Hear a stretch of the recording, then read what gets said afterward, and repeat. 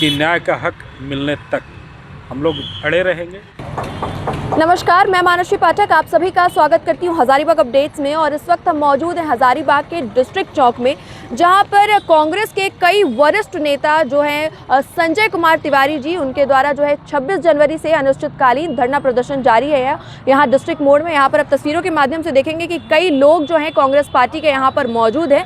हालांकि संजय कुमार तिवारी जी के द्वारा जो है ये आमरण अनशन की शुरुआत हुई 26 जनवरी के दिन, और हालांकि 4 दिन आमरण अनशन के बाद उनकी तबीयत आए दिन बिगड़ रही है। लेकिन ये कहना बड़ी बात है कि इतने तबीयत खराब होने के बाद भी जो है हजारीबाग की जनता के हित में धरना प्रदर्शन कर रहे हैं। आइए उनसे ही जुड़ने का प्रयास करते हैं। हालांकि अगर पहले देखेंगे कि उनकी तबीयत अगर है ठीक, अगर वो बोलने के हालत में है, तो उनसे ही जुड़ने का प्रयास करेंगे कि क्या कुछ मामला है, किन चीज़ों को लेकर जो है धरना प्रदर्शन करने की नौबत आन पड़ी है। अभी वो बोलने की हालत में नहीं है, इसलिए हम जो शैलेंद्र जी हैं उनसे जुड़ने का प्रयास करेंगे और पूरा मामला जानेंगे और क्या कुछ चीज़ें हैं जो हजारीबाग में हो रही हैं जिसको लेकर जो है कांग्रेस पार्टी के जो लोग हैं वो धरना प्रदर्शन पर आ पहुंचे। क्या क्या चीज़ें हैं जिसको लेकर ये धरना प्रदर्शन करने की नौबत आन पड़ी? देखिए, सबसे बड़ी बात है कि झारखंड में कांग्रेस पार्टी की गठबंधन की लोकप्रिय सरकार और हम लोगों के आदरणीय मुख्यमंत्री हेमंत सोरेन जी जिस प्रकार से लोगों के लिए चिंतित है, झारखंड के आवाम के लिए जो चिंतित है,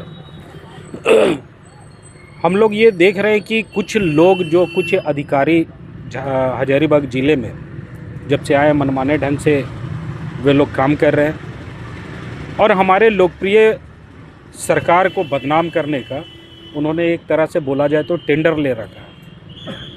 हम लोग पहले भी यहाँ पे आगाह किए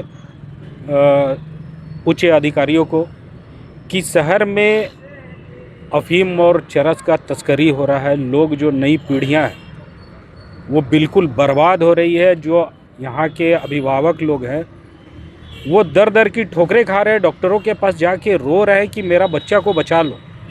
वो नशे की गिरफ्त में जा रहे हैं। आज आपराधिक घटनाएं भी अगर बढ़ रही है शहर में, दिन प्रतिदिन यहाँ पे एक से एक उद्भेदन नहीं होता है, दूसरा मर्डर हो जाता है। मंजीत यादव का मर्डर हो गया, उद्भेदन करते करते उदय साहू का मर्डर हो गया, उसका उद्भेदन करते करते और लोगों का मर्डर हो गया। तो ये चिंता का विषय इसलिए है कि हजारीबाग एक अमन चैन से रहने वाला शहर है। जो भी अधिकारी यहाँ आते थे उनको लगता था कि यहीं पे बस के रह जाए, इतना अच्छा माहौल उनको और कहीं नहीं मिलेगा। लेकिन जब से ये ट्रांसपोर्टिंग और कोयला का यहाँ पे काम शुरू हुआ, आप देख ले कि जो कोयला का ढुलाई हो रहा है, हम लोग उसके खिलाफ में नहीं है, लेकिन कोयला ढुलाई के नाम पे जो हाईवा चल रहा है, जबकि आप वहाँ देख रहे हैं कि कन्वेयर बेल्ट भी लग चुका है।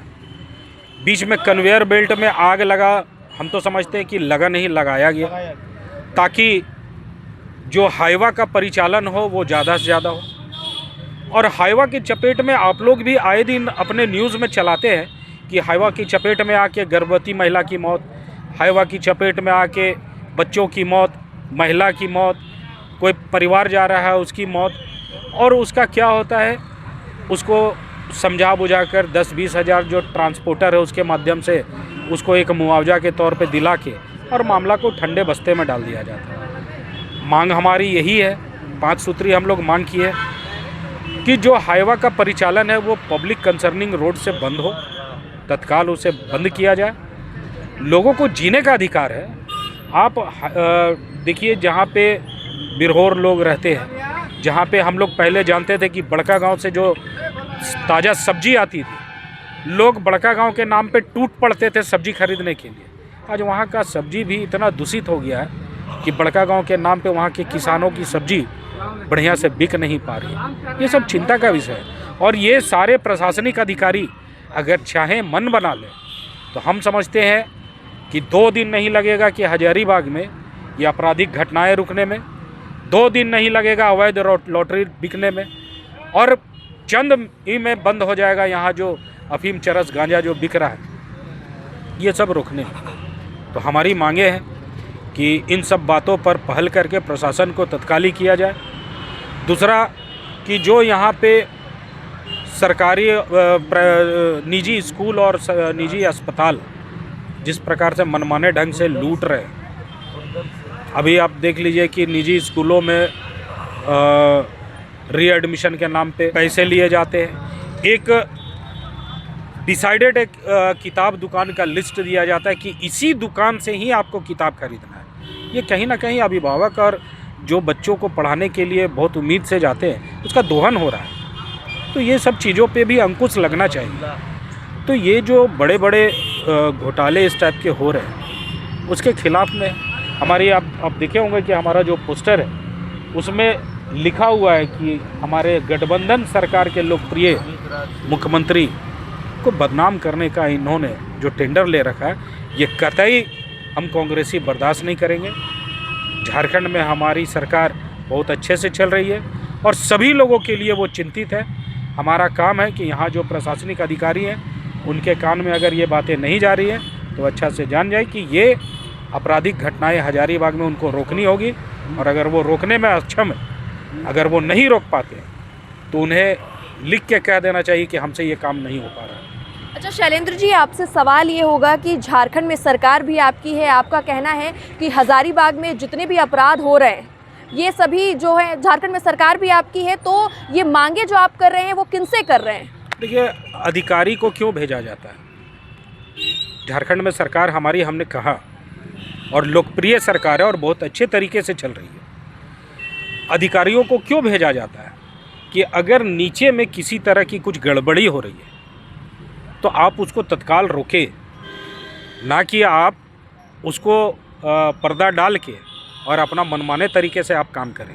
हम लोग तो यहाँ बैठे हैं पब्लिक के लिए और हमारे नेता राहुल गांधी ने कहा है कि न्याय का हक मिलने तक हम लोग अड़े रहेंगे, टिके हैं। हम लोग गांधीवादी विचारधारा के लोग हैं, गांधी जी और बाबा साहब को मानने वाले लोग हैं। सबको जीने का अधिकार है, सबको स्वतंत्र रहने का अधिकार है और सबको अपनी बातों को रखने का अधिकार है। यही सब बातों को लेके हम लोग आए।